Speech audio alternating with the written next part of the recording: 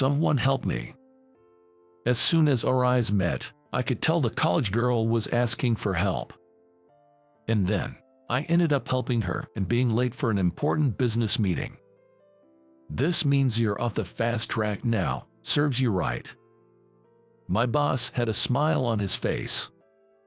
I, Lucas, have been better at studying than most since I was a child. I don't remember ever being stuck with my studies, and my grades were always at the top. When I entered middle school, my friends would come up to me every time there was an exam and say, "Teach me how to study." Of course, I never turned them down. My mother always told me, "Cherish your friends."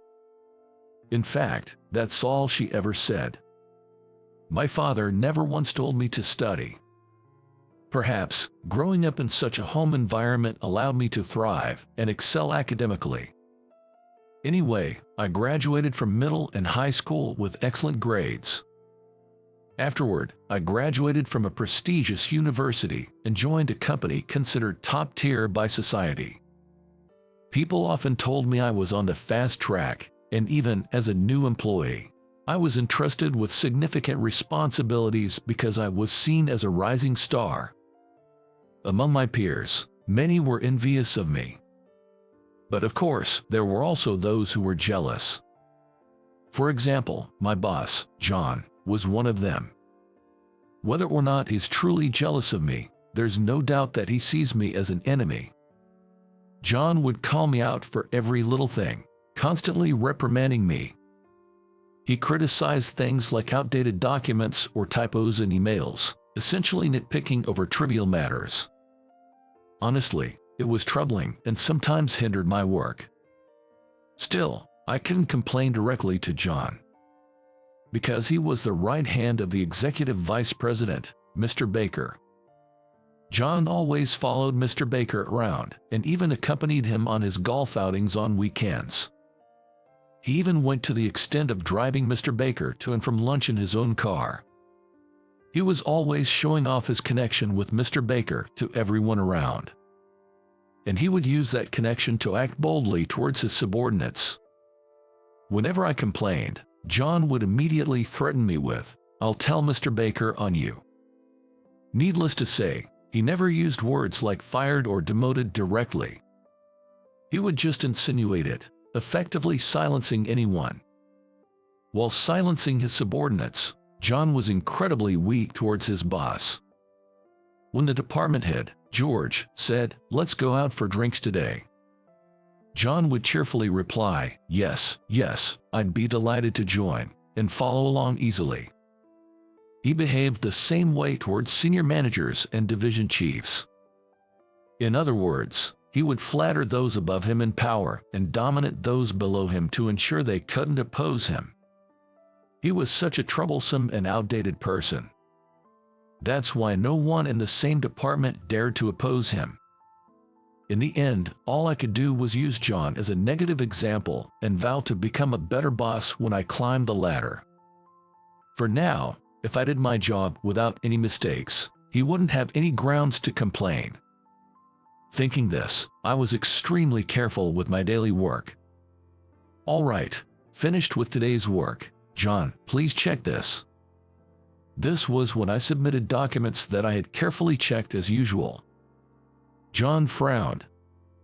I checked everything thoroughly, so there shouldn't be any mistakes with the characters or numbers. Why the frown, then? As I was thinking this, John let out a sigh and said, "Lucas, you haven't made any mistakes recently. What's up?" "I'm about to be promoted to senior staff, and I've had your guidance, John." "Is that so? Then, I have another good job for you. Be at the front of the company at 7 a.m. tomorrow." 7 a.m. Why is that? "It's for a golf outing." John said this to me with a sly grin. When I heard more about it, it turns out that our client, President Johnson, is a fan of golf. Mr. Baker hit it off talking about golf, and they quickly made plans to go together. However, just Mr. Baker and John alone might not make for the most lively outing.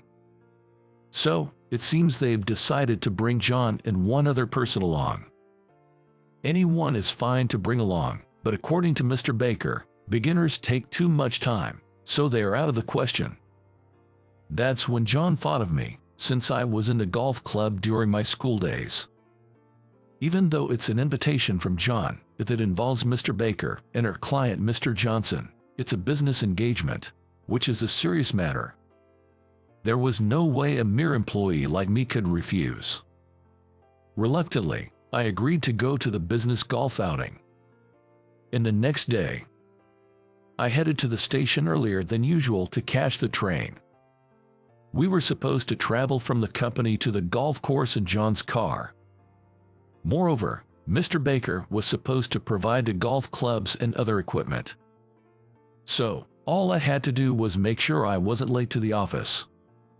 It should have been that simple, yet I encountered some bad luck. The train I boarded was packed with commuters, a typical rush hour scene. It wasn't so crowded that I couldn't move at all, but it was uncomfortable enough to make me miss the trains I usually take.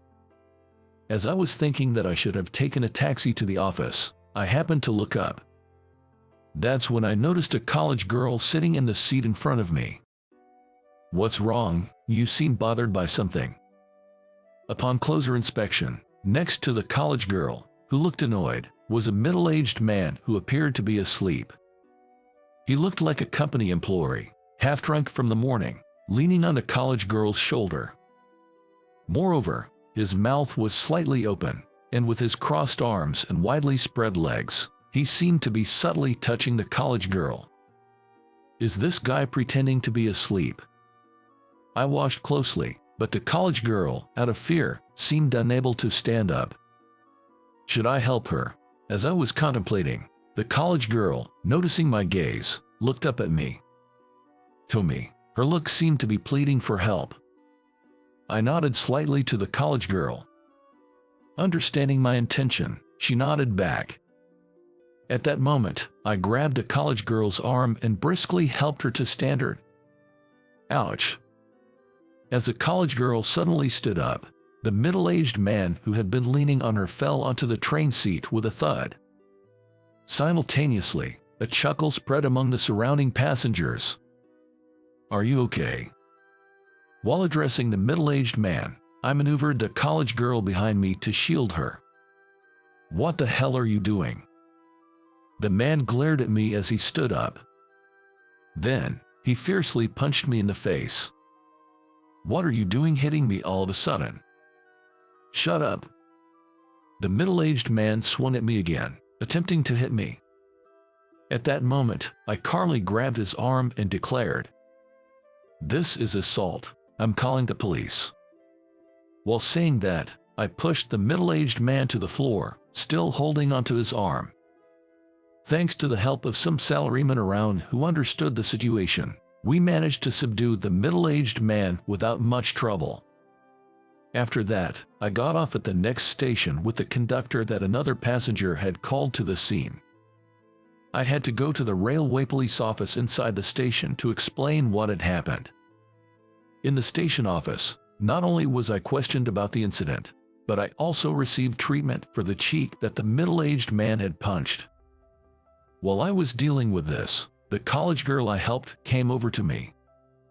"My name is Emily. Thank you so much for your help. I'd like to offer you something in return." "No, it's fine. But you're a college student, right? Don't you need to go?" "Yes. I just wanted to get an early start on my report, so I'm okay. But it's almost 7 a.m. What about your work?" "I have a golf outing." "Wait, it's already 7 a.m. I have to go." Realizing the time after Emily mentioned it, I saw I had only a few minutes left until the 7 a.m. meeting. I rushed out of the station office. "Wait, I want to give you something in return." "Your gratitude is enough. Take care." I shouted back and ran at full speed to the platform. I jumped onto the arriving train without a second thought. I hope I make it. I hope I make it. I wished this on the train, but of course, there was no chance of making it on time. Eventually, I arrived at the meeting spot about 30 minutes late. "You're late, Lucas. What were you doing?" John approached me with a forced smile. He didn't raise his voice because of Mr. Baker, but it was clear he was angry. Your face is swollen. Did you try to pick up a girl and get punched? I was helping a college girl who was being harassed on the train, and I got punched. What? You helped a college girl? Do you think that excuse will fly? Don't lie so blatantly. John yelled. However, Mr. Baker and the client, Mr. Johnson, had the opposite reaction. Wow, your employee is quite brave and commendable. Helping a harassed college girl isn't something anyone can easily do. Mr. Johnson praised me. He's one of our rising stars, talented, and definitely someone to watch. I'm envious. I'd like to have someone like him in my company. We won't let him go. Lucas, was it? Anyway, you did a good thing. Well done. Mr. Johnson and Mr. Baker laughed. Seeing this, John could only offer a forced smile. However, once Mr. Baker and Mr. Johnson got into the car, John came over and whispered, "It's because a guy like you tried to show off in front of a girl that you got what you deserved. You're lucky that's all that happened," and sneered at me. But John seemed to be in a good mood all day, perhaps pleased by my injury. His cheering was spirited, and I believe he fully demonstrated his skills as a sycophant. Perhaps thanks to that, both Mr. Baker and Mr. Johnson seemed to be enjoying their golf game in high spirits. Meanwhile, after stumbling at the start, I was desperate to make up for it. I got so carried away that I forgot to hold back and played my best. As a result, I ended up scoring better than Mr. Baker and the others. While they praised me, John later said behind my back, "You should at least know to hold back. This is the worst impression, but don't worry. You're off the fast track now. Serves you right." Excessive deference can be disrespectful. But this was definitely a mistake. While I regretted my actions, I headed home for the day. However, that business golf outing had little impact on my life. I wasn't particularly targeted by Mr. Baker, nor did I receive any complaints from Mr. Johnson. In fact, Mr. Johnson remembered me and even requested my involvement a few times. Half a year passed without knowing whether I had been taken off the fast track or not. As the new term arrived, our company was also set to welcome new employees. Suddenly, John instructed me to give a speech as the employee representative.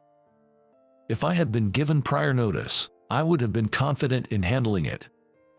But it seemed John wanted to see me fail, as he informed me on that day. Being told to give a speech so suddenly, I hadn't prepared anything. "What are you talking about? I'm giving you a chance to redeem yourself after messing up the business golf. Don't you get it? If that's the case, at least give me a heads up the day before." "What? Do you have a complaint?" "No." "Well, do your best. The company's image depends on your speech. It's a big responsibility. There will be coverage by the company newsletter, and if you mess up your speech, you might get fired." In the hallway of the entrance ceremony venue, John patted my shoulder, adding pressure. So you're always nitpicking like this. That explains the pressure at the job interviews." Surprised by the voice coming from behind, we turned around. There stood a young woman with her arms crossed and cheeks puffed in annoyance. "Who are you?" John approached the woman. "Just as you see, I'm a new employee." The woman retorted firmly. I recognized the woman and couldn't help but stare intently at her. Noticing my gaze, she turned towards me. At that moment, the woman pointed at me and exclaimed loudly, "Oh, it's you, the guy from that time. Hi. Long time no see. So you work here. By the way, is your face okay? Any scars left?" As she spoke, she reached out to touch my cheek. That's when I finally remembered her. The college girl from the train. "Jess, remember me? I'm the college girl you helped that time." The woman was Emily, the college girl I had helped on the train. Dressed in a suit, she looked completely different. I remembered she seemed scared of the man at that time, but now she seemed unbothered by John and me, which was reassuring. As I thought this, John smirked and said, "Oh, so you were drooling over the new employees." "What, old man, got a problem?" Emily snapped back at John. "It's nothing special. In our world, being quick with your tasks is expected, but being quick to make the moves on girls and not work isn't something to be praised for." "Enough already, old man. Insulting him isn't going to make you look any better." "What did you say?" "Besides, he's my prince, and I won't forgive you if you insult him any further." "Presumptuous little girl. Don't you know how to speak to your boss?" "You're the boss. If you're the boss, then stop putting down your subordinates and strive to be someone your team can trust." Silence. Silence. How did a naive girl like you even get hired? Was it through connections, or did you use your womanly charms? John leered at Emily with a lascivious grin, licking his lips. Feeling a chill, Emily hid behind me. That's when it happened. A low voice echoed from the shadows of the corridor. "I'm sorry, but I believe a company should only have competent individuals, even if it involves someone close. I have no intention of showing leniency." Everyone turned towards the source of the voice. There stood Mr. Baker, with a displeased expression. "Mr. Baker." John straightened up instantly. At the same moment, Emily ran towards Mr. Baker. "Dad." "Emily, here you are." Mr. Baker stroked Emily's head as she ran to him. "Dad, what?" John's eyes darted around in confusion. His face contorted, then quickly turned pale. Overwhelmed with surprise, I could only watch silently as the events unfolded. Then, Mr. Baker approached me and said, "The woman you helped during golf was my daughter Emily, wasn't it?" "Yes, it seems so. I was told by Emily about it that night, and seeing your swollen cheek, I thought it might be you, but I couldn't bring Emily to the office. And while I was contemplating, much time had passed. I'm truly sorry for the delayed gratitude. Thank you for helping my daughter." Mr. Baker expressed his gratitude towards me. I awkwardly responded to Mr. Baker's thanks. "No, it's okay. I just did what anyone would do." "We are so grateful for your help." Mr. Baker expressed his gratitude to me once again. Right after that, Mr. Baker's expression changed completely as he turned to face John. Glaring sharply at John, he spoke in a low, almost threatening voice. "John, for someone who's always following me around, you seem to be incapable of even the most basic aspects of managing your subordinates, aren't you?" "Mr. Baker, that's, well, it seems you lack the ability to learn, so it can't be helped." "What do you mean?" "Staying in the position of manager with your level of learning ability is pointless, so let's transfer you to a department where you can learn how to interact with people better." "A transfer? It's not a demotion. You're not being removed from the path to promotion, because you'll be transferred to a department where you have a significant responsibility as a manager." Mr. Baker patted Mr. Thompson on the shoulder with a thud. It was clear what he meant. John just collapsed on the spot. "Well, that means there will be an open spot in your department. In other words, it's your turn to be promoted. Just make sure not to mess up your speech, Lucas." "Yes, sir." "I'm counting on you, then."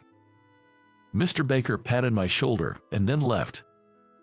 Left behind, Emily gazed at me with sparkling eyes and murmured, "You're really being counted on, aren't you, big brother?" "Well, maybe so." "Amazing.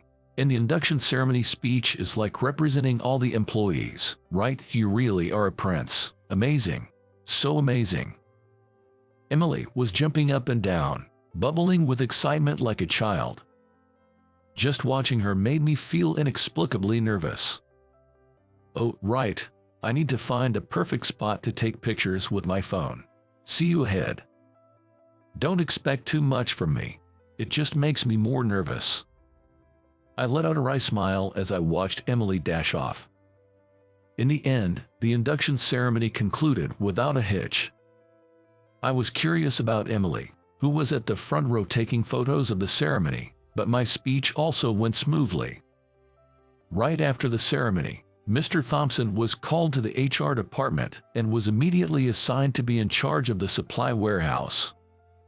Moreover, it seems he was nominated as the manager of the warehouse. Though the department and title sound respectable, in simple terms, it was just a security guard role.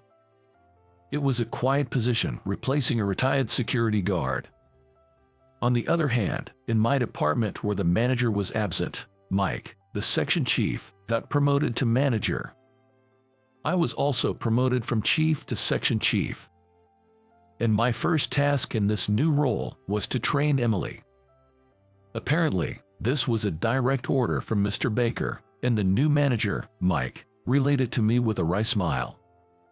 This is almost like an abuse of authority. Isn't this nepotism? Because, as a section chief, you'll work with various employees. You'll have more opportunities to interact with female employees. Just the thought of my prince working closely with other women. Ugh. Emily pouted as she spoke. Seeing her sulk like a child, I sighed and responded. It can't be helped. It's work after all. No way, absolutely not, because you're my prince. Hey, about that, calling me prince, are you planning to make that stick?